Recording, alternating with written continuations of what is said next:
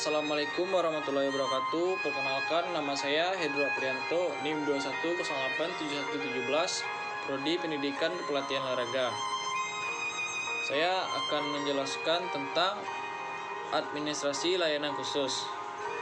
Pengertian layanan khusus itu memberikan secara khusus atau suatu usaha yang terprogram, terencana, yang tidak secara langsung memang berkenaan dengan proses pendidikan atau proses belajar mengajar di sekolah, tetapi secara khusus diberikan oleh sekolah atau perguruan tinggi kepada para peserta didiknya, agar mereka menjadi nyaman, lebih merasa puas, lebih optimal, dan proses mengajarnya.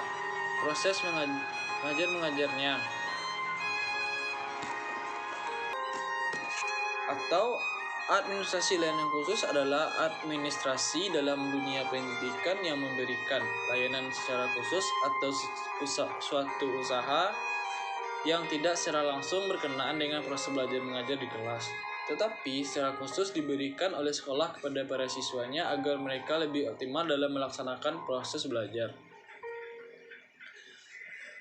Administrasi layanan khusus di suatu sekolah merupakan bagian penting dalam manajemen berbasis sekolah atau MBS yang efektif dan efisien. Sekolah merupakan suatu sarana yang bertujuan untuk mencerdaskan kehidupan suatu bangsa, termasuk negara Indonesia. Hal ini sesuai dengan Undang-Undang Nomor 19 Tahun 2005 tentang Standar Nasional Pendidikan Bab 2 Pasal 4 yang memuat tentang adanya tujuan pendidikan nasional. Untuk memenuhi tugas dan tanggung jawab tersebut, maka sekolah memerlukan suatu manajemen layanan khusus yang dapat mengatur segala kebutuhan peserta didiknya, sehingga tujuan pendidikan tersebut dapat tercapai. Administrasi layanan khusus di sekolah pada dasarnya diterapkan dan diorganisasikan untuk mempermudah atau memperlancar pembelajaran, serta dapat memenuhi kebutuhan khusus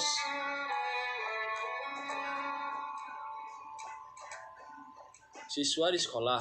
Pelayanan khusus diselenggarakan di sekolah dengan maksud untuk memperlancar pelaksanaan pengajaran dalam rangka pencapaian tujuan pendidikan di sekolah. Pendidikan di sekolah antara lain juga berusaha agar peserta didik senantiasa berada dalam keadaan baik. Baik di sini menyangkut aspek jasmani maupun rohani. Dapat disimpulkan bahwa manajemen layanan khusus adalah suatu proses kegiatan memberikan pelayanan kebutuhan kepada peserta didik untuk menunjang kegiatan pembelajaran agar tujuan pendidikan bisa tercapai secara efektif dan efisien. Selanjutnya yaitu jenis-jenis layanan khusus dan pengolahnya. Layanan khusus yang diberikan sekolah kepada peserta didik antara sekolah satu dengan sekolah lainnya pada umumnya sama, tetapi proses pengolahan dan pemanfaatannya yang berbeda. Beberapa bentuk layanan khusus yang ada di sekolah antara lain yaitu yang pertama, perpustakaan. Perpustakaan merupakan salah satu unit yang diberikan layanan kepada peserta didik dengan maksud membantu dan menunjang proses pembelajaran di sekolah, melayani informasi-informasi yang dibutuhkan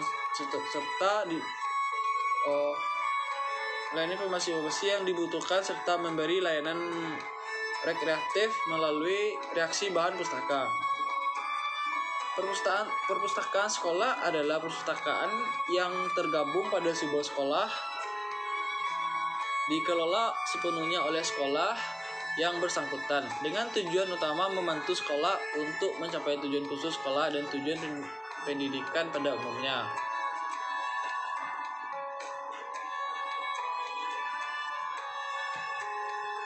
Fungsi perpustakaan sekolah. Pertama, perpustakaan sekolah mempunyai fungsi sebagai fungsi pendidikan. Perpustakaan bertujuan untuk memberikan kesempatan kepada para pelajar untuk menambah pengetahuan dan mencari keterangan-keterangan yang lebih luas dari pelajaran yang didapat di kelas. Jadi, sebuah perpustakaan harus menyediakan bahan-bahan yang memperkaya materi pelajaran dengan menyediakan buku-buku atau pamflet atau gambar-gambar, film, dan lain sebagainya. Kedua, fungsi informasi, yaitu sebuah perpustakaan sekolah merupakan tempat mencari informasi yang berkaitan dengan tugas siswa dan guru serta memenuhi rasa ingin tahu siswa dan guru di sekolah. Yang ketiga, fungsi reaksi. yaitu sebuah pustaka memberikan kesempatan kepada siswa dan guru untuk menikmati bahan yang ada di pustaka dan dapat digunakan untuk menimbulkan suasana yang menyenangkan seperti majalah, surat kabar, novel, film, kaset-kaset, hiburan, dan lain sebagainya. Yang keempat, fungsi penelitian, yaitu sebuah perpustakaan digunakan sebagai jawaban terhadap berbagai pertanyaan ilmiah. Yang kelima, fungsi penyaluran hobi, yaitu sebuah perpustakaan sekolah yang baik juga harus dapat membantu pelajar untuk mengembangkan kegemarannya. Pada perpustakaan sekolah harus ada buku-buku tentang berbagai jenis pekerjaan tangan, buku tentang kesenian dan keterampilan, serta biro bisnis dan lain sebagainya. Yang keenam, fungsi penanaman rasa tanggung jawab. Melalui perpustakaan sekolah, para pelajar dapat dididik agar menjadi warga negara yang bertanggung jawab. Para pelajar dapat diikut sertakan dalam pekerjaan rutin perpustakaan seperti membantu penyelenggaraan peminjaman dari pengembalian buku, mencetak buku-buku yang ada di rak, ataupun membantu siswa yang belum berpengalaman dalam memanfaatkan perpustakaan. Selanjutnya itu laboratorium.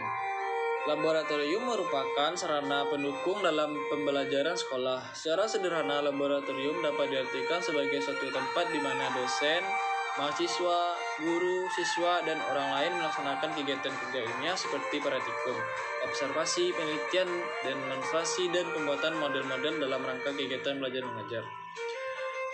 Jenis-jenis laboratorium. Laboratorium di sekolah dapat dibedakan atas Laboratorium di sekolah dapat dibedakan atas beberapa jenis. Jenis-jenis tersebut biasanya disesuaikan dengan bidang studi atau kelompok bidang studi tertentu. Jenis laboratorium tersebut antara lain yaitu laboratorium kimia, fisika, PMP, dan lain sebagainya. Misalnya menurut kelompok bidang studi, misalnya laboratorium IPS dan labor IPA. Menurut bidang ilmu teknik, laboratorium digunakan sebagai workshop atau bengkel kerja. Selanjutnya, perencanaan penggunaan labor.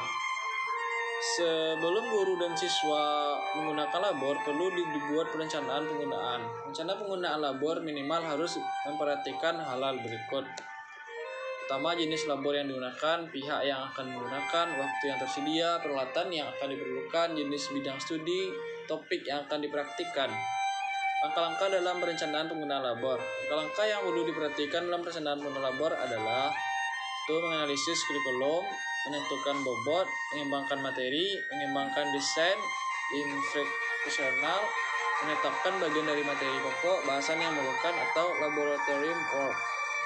Selanjutnya, peralatan yang akan digunakan. 7. Penetapan langkah-langkah dalam pengajaran dengan memakai laboratorium. Selanjutnya itu UKS. UKS adalah suatu layanan diberikan kepada siswa semua peserta didik yang ada di sekolah agar mereka sehat dalam proses pembelajaran ketika terjadi suatu kondisi yang membuat mereka perlu layanan kesehatan. Mereka punya tempat. Selanjutnya itu kafe, yaitu layanan makanan minuman yang dibutuhkan oleh peserta didik saat keluar main atau sedang beristirahat. Selanjutnya sarana ibadah, adalah tempat berada siswa atau mahasiswa. Ya, asrama, koperasi, transportasi, toilet.